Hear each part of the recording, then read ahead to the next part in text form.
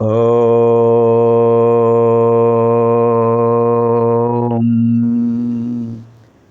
శ్రీ గురుభ్యో నమః. నమో దేవ్యై మహాదేవ్యై శివాయై సతతం నమః. నమః ప్రకృత్యై భద్రాయై నియతా ప్రణతాస్మతాం. శృతిస్మృతిపురాణానాం ఆలయం కరుణాలయం.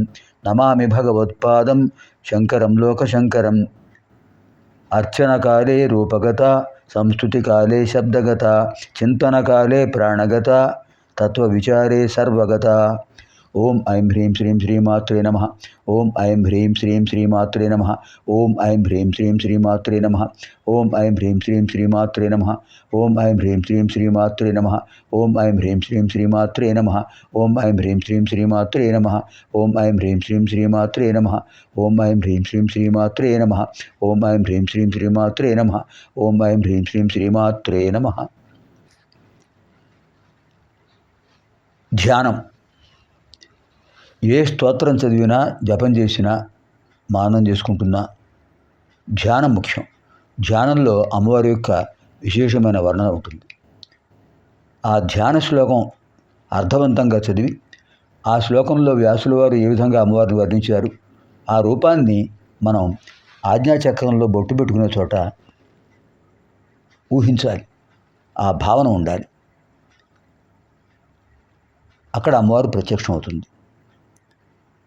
అలా కళ్ళు మూసుకుని అమ్మవారిని దర్శిస్తూ ఈ మంత్రాలు వినండి, అనండి, పార్వతీ పరమేశ్వర దివ్యానుగ్రహం పొందండి.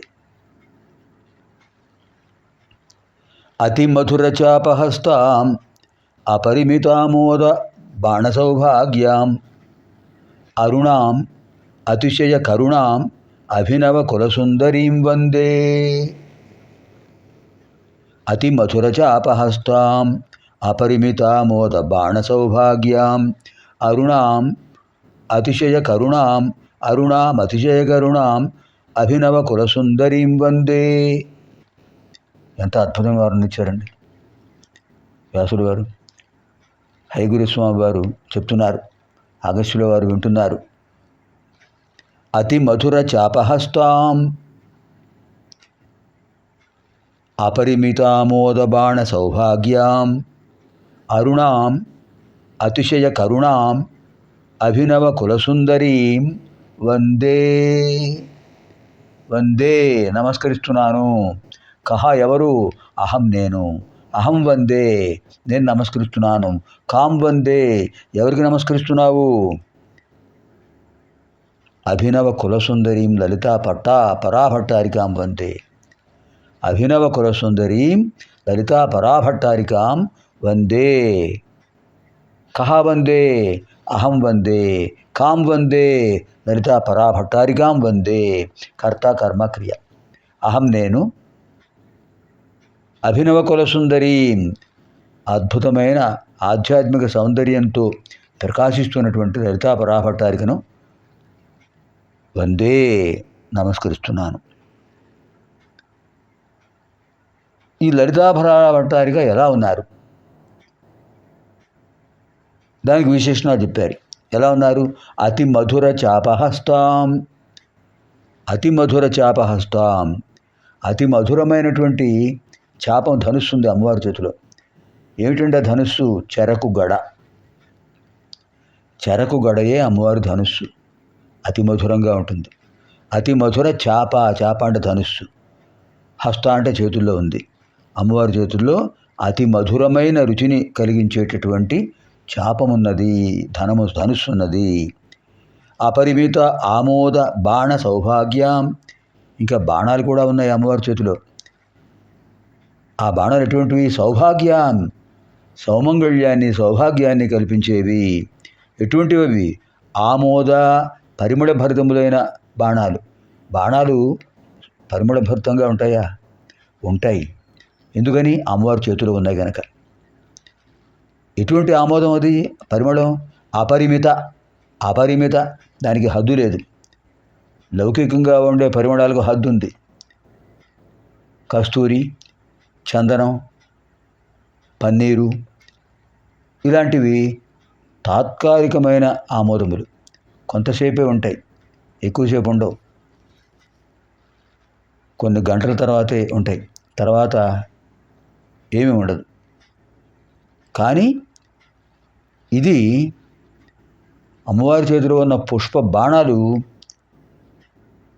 సామాన్యమైన పుష్పాలు. అవి దేవలోకంలో నందనవనంలో మందారం, పారిజాతం, సంతానం, మల్లికా పుష్పం, పారిజాత పుష్పం ఇలాంటివి పంచకల్పద్రుమాలు ఉన్నాయి. ఆ పుష్పాలు ఇవి. జపాకుసుమం, మందార పుష్పం, పారిజాత పుష్పం, సంతానక పుష్పం, అద్భుతమైన శంఖపుష్పం, ఇవన్నీ పరిమళ భరితములైనవి. ఆ పుష్పములే అమ్మవారి చేతిలో బాణాలుగా ఉన్నాయి. పుష్ప బాణాలు, చెరకుగడ విల్లు, బాణాలు పుష్పాలు పరిమళ భరితంగా ఉంటాయి. శాశ్వతమైన పరిమళ భరితం. అరుణాం, ఎలా ఉన్నారు అమ్మవారు? అరుణవర్ణంలో ఉన్నారు. అరుణవర్ణం అంటే లేత ఎరుపు రంగు, లేత ఎరుపు రంగు. అరుణాం, అతిశయ కరుణాం. ఇంకా అమ్మవారి కరుణకు అంతుందా? అమ్మవారి దయ సామాన్యమైనది కాదు. సింధువు ఎంత అనంతమో, సింధువు అంటే సాగరం, అమ్మవారి కరుణ అంత అనంతం. గగనం గగనాకారం సాగర సాగరోపమః. ఆకాశానికి ఆకాశమే సాటి, సాగరానికి సాగరమే సాటి, అనంతాలు. అమ్మవారి కరుణ కూడా అనంతమే. అందుకనే అతిశయ కరుణామన్నారు. అత్యధికమైనటువంటి కరుణామ దయాసాగరి అమ్మవారు. అభినవ కులసుందరి, అభినవ కులసుందరి. అభినవ కుల అంటే ఏమిటి? ఆధ్యాత్మికమైనటువంటి వాతావరణంతో కూడినటువంటి సాధకులు ఉన్నటువంటి విశేషమైన సముదాయం. కులం అంటే సముదాయం. కులము, మతము అనేవి సంస్కృత పదాలు. వాటిని ఇంకొక అర్థంలో వాడుతున్నాం. కానీ కులము అంటే సముదాయము, మతము అంటే అభిప్రాయము. మతము అంటే అభిప్రాయం. సత్ మతము, సమ్మతము, మంచి అభిప్రాయం. కులము, సత్కులము, మంచి సముదాయము. ఏ గూటి పక్షులు ఆ గూటికే చేరతాయి. ఆసక్తి ఉన్నటువంటి, ఆధ్యాత్మికత కలిగినటువంటి ఆస్తిక మహాశయులందరూ ఒకచోటు చేరతారు. సతాం సంగ సత్సంగ, మంచివారి కలయిక. అది జరుగుతోంది ఇక్కడ. మన ఈ సత్సంగంలో అద్భుతమైనటువంటి అమ్మవారి అనుగ్రహం పొందుతున్నాం.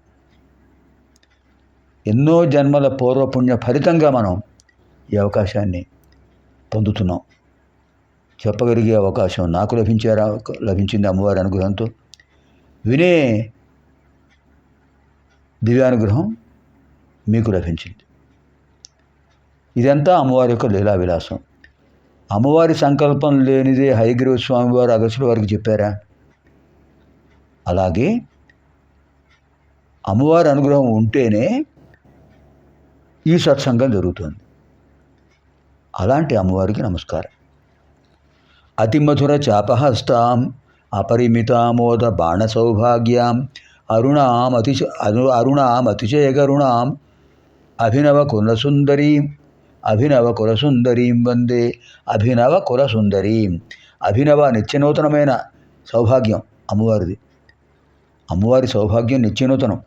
అమ్మవారి సౌందర్యం, ఆధ్యాత్మిక సౌందర్యం నిత్యనూతనం. ఎప్పటికప్పుడు నవనవోన్మేషంగా ఉంటుంది. అంతేగాని తాత్కాలికంగా ఉండదు. మానవుల సౌందర్యం తాత్కాలికం. బాల్యం, కౌమారం, యవ్వనం, వార్ధక్యం. మొదటి 3 దశల్లో బాగుంటారు, నవనవలాడుతుంటారు. వార్ధక్యం వస్తే తెలుస్తుంది పరిస్థితి. అనుభవైక యోగ్యం. వార్ధక్యం ఇలా ఉంటుంది, ఇన్ని బాధలు ఉంటాయని ఎవరు చెప్పినా నమ్మే అవకాశం ఉంటుంది. ఎప్పుడు నమ్ముతారు? అనుభవంతో నమ్ముతారు. అనుభవైక వేద్యం అది. కానీ అమ్మవారి దివ్యానుగ్రహంతో త్రిశితి నామాలను వినటం వల్ల ఆ వృద్ధాప్య బాధలు మనల్ని ఎటువంటి బాధకు గురి చేయవు, వాటి దుష్ప్రభావం మనకు ఉండదు. అదే అమ్మవారిని ఒకసారి మళ్ళీ స్మరిద్దాం. అతి మధురమైన చెరకు గడ అమ్మవారి చేతిలో ధనుస్సుగా ఉన్నది. అమ్మవారి చేతిలో అద్భుతమైన పుష్పబాణాలు ఉన్నాయి. అమ్మవారు అరుణవర్ణంలో ప్రకాశిస్తున్నారు. అతిశయమైన కరుణా సాగరి అమ్మవారు. అత్యద్భుతమైన ఆధ్యాత్మిక సౌందర్యం కలిగినటువంటి దేవకన్యల సముదాయంలో అమ్మవారు ప్రకాశిస్తున్నారు, నక్షత్రాల్లో చంద్రుడిలాగా. అటువంటి అమ్మవారికి నమస్కారం. తర్వాత మంత్రాలు ప్రారంభమవుతాయి. అందరూ శ్రద్ధాభక్తులతో వినండి, అనండి, మననం చేసుకోండి, పార్వతీ పరమేశ్వర అనుగ్రహం పొందండి.